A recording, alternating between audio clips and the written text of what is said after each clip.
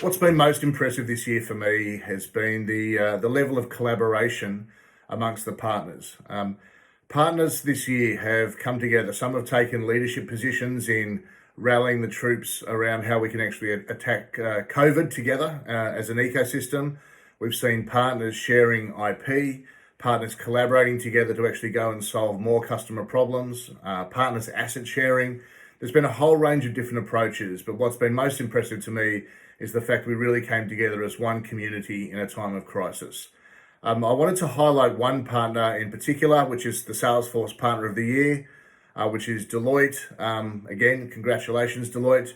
But I wanted to actually ask Deloitte a couple of questions about how they've actually survived throughout the pandemic itself and how they've armed themselves to be successful, but also what the future brings throughout the rest of the pandemic and beyond. So I'd like to welcome Alan Wong. Alan's the Salesforce practice lead.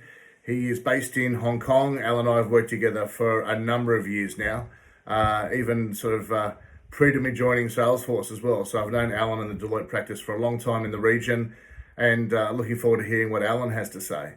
And I just have a few questions here which I wanted to sort of bounce off you, and I have taken a couple of notes, but I wanted to talk to you about a couple of questions on what's really driving the success which you guys have seen across the last year, and also continuing with your growth into next year. So the first one for me, Alan, was at Deloitte, you've expanded your practices across Asia, India, and Australia, New Zealand.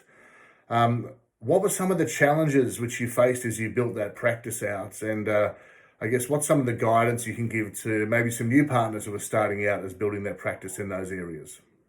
Thanks, Charles. So first, wanted to thank you for having us in today's session. When you talk about challenges, the first thing that will come up in my mind would be our presence in the local market. Because I think for a lot of our clients, what they ask for is that local understanding as well as that local relevancy to the market. And that's what we need to provide. We need to help them with their local problems that they are facing every day and how to differentiate in that local market.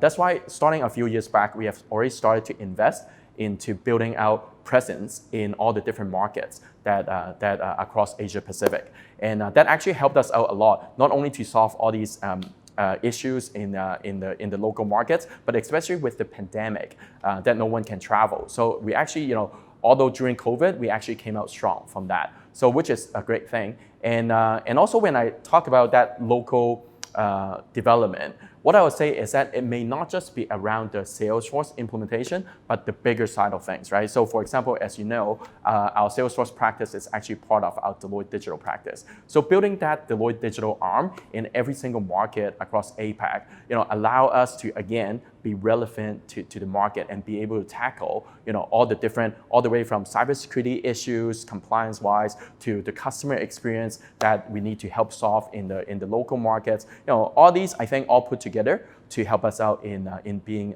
the winner of this year's award. 100%. That's great. That's great.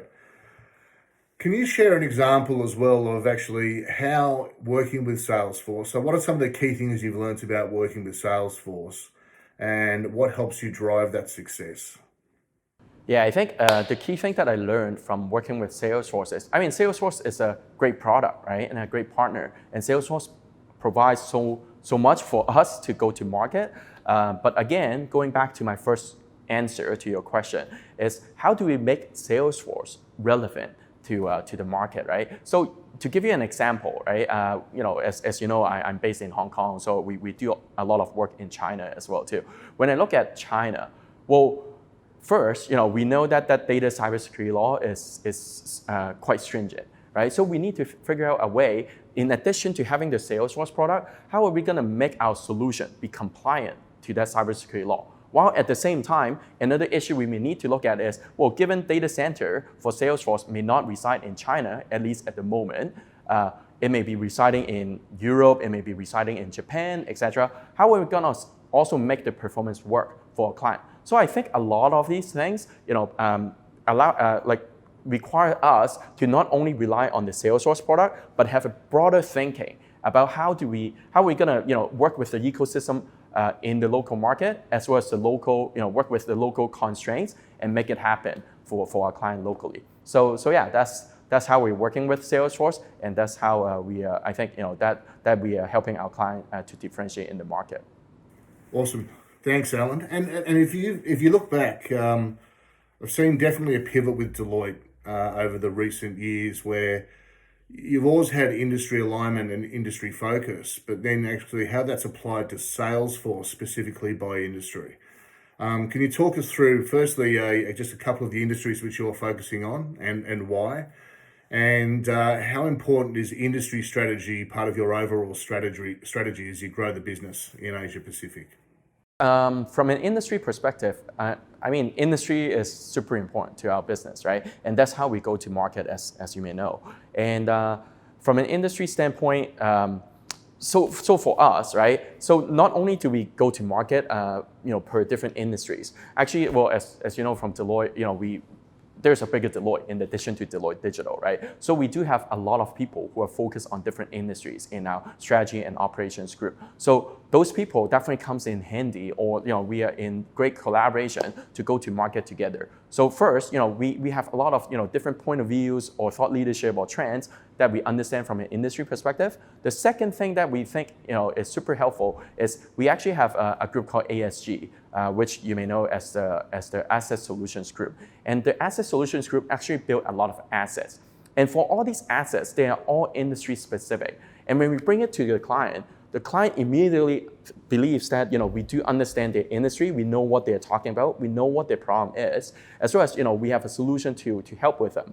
And then also not only from a sales perspective, also from a delivery perspective, our assets allow us to streamline our implementations as well. So I think a lot of these come together in terms of how it helps us to go to market from an industry standpoint. And also, to your second part of the question about from an industry standpoint, what are some of the focuses? As I mentioned in earlier in the questions, is we need to be relevant to the market. So although we do have industry focus, for your information, we have different focuses per different country. So for example, right, Hong Kong, everyone knows it'll be FSI, right? The financial services industry is super important to Hong Kong, and that's one of the trademark, right? And but when we look at Southeast Asia, we may be looking at consumer business and retail. Also in China, we may be looking more at automotive, as well as like Australia would be public sector. So we try to be very specific and relevant to every single country. Yeah, no, that's super important. And as the Salesforce lead, look, you and I have a long history that actually predates me starting at Salesforce. But I've seen obviously the evolution of your role and some of the complexities as we actually acquire companies such as MuleSoft and Tableau, and you've interacted and you're building those practices all together as one big platform play in the marketplace today. So what are some of your learnings from the last few years of being Salesforce lead across Asia Pacific? Right. Yeah, like you guys are growing so fast, right? And so to answer that question, honestly, is agility. We need to be agile, right? We need to be agile to look at what Salesforce is acquiring or building, so then we adopt to it. So I think that's super important in terms of the alignment with Salesforce growth. So we need to do that. But also another point on agility is well, as we know, there's the pandemic, right? And also agility came in super important during that time as well too, right? So for example, when COVID hit, we actually built a lot of solutions on Salesforce to see how we can monitor, trace, as well as react to the pandemic. So and give it to some of our clients, be it in the private sector as well as the public sector. So again, the agility comes into play as well too. So to me, I think agility is one of the most important thing in terms of working with Salesforce. But of course, not just the agility, we need to make sure that we piece all these together and they are cohesive. And lastly, Alan, look, I know you've got your secret sauce and your methodologies, which are your own proprietary IP, but is there some key areas of focus which you can share for the partner community as you head into next year? What are some of the things you're looking out for?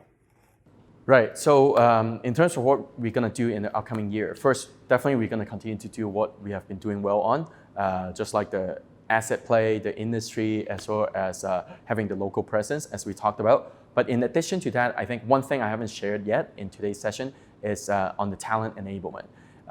We are continuing to recruit, we are continuing to grow our size, so then we have the capacity to help with Salesforce as well as to help with the client.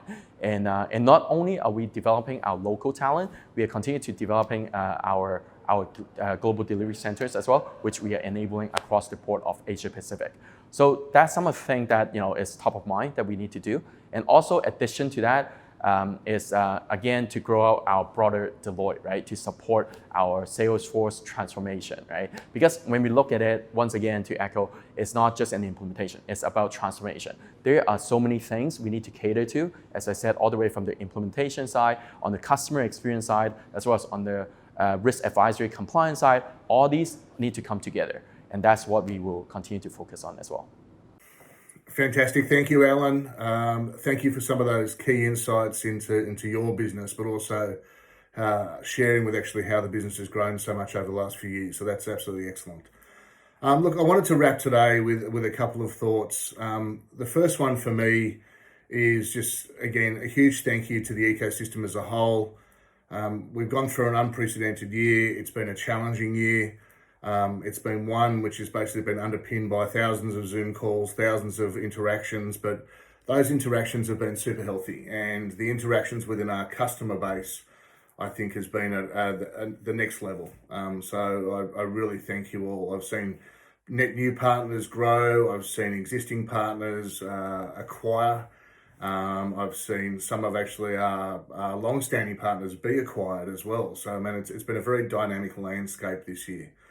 But I think underneath all of that actually is our people. And I think that's really resonated with me this year as well, is how much can we help our people. And by helping our people, we end up helping our customers and we help the ecosystem as a whole. So the focus next year for us obviously is still around our people. It's still around the health and the welfare of our people, both within Salesforce, but within the partner ecosystem as well. It's one of giving back. So throughout this whole year as well, I think we've very much had a focus on how can we virtually give back into the communities as well. There's a couple of things which I've been involved in, which have been absolutely amazing of what we've been able to do online to actually help the community as a whole. But I think that whole nature of actually having the giving back at the center of everything which we do as a company, but also as individuals, really helps bring us together in these challenging times. For our partners moving beyond implementation, I think the demand from our customer base is such that they want to see thought leadership from our partners. They want to understand actually what's the best way to be able to work with Salesforce, what's the best way for them to get value from Salesforce as a platform. As they're looking towards overall company transformation, what sort of thought leadership are you providing to your customer base, and how often are you interacting with them? I think every time we actually have a release is an opportunity to pick up the phone to your customers and asking whether they're achieving their value out of Salesforce and the investment which they've made. Are they able to realize that opportunity? And what are the next steps for them in that evolution of that journey together as well, as we really shift into that platform focus on the business. So I just ask all of you to make sure you're staying current with your customer base, make sure you're understanding what technology and the benefits of Salesforce as a platform can really provide to your customers as well. And I really look forward to interacting with you over the next 12 months. I think it's, again, an exciting time for us as we evolve and grow the business as well, and as we double down in some of the regions and alternative routes to market. But we can't do that without our partners. So a huge thank you to all of our partners, and I look forward to speaking to you in the coming months.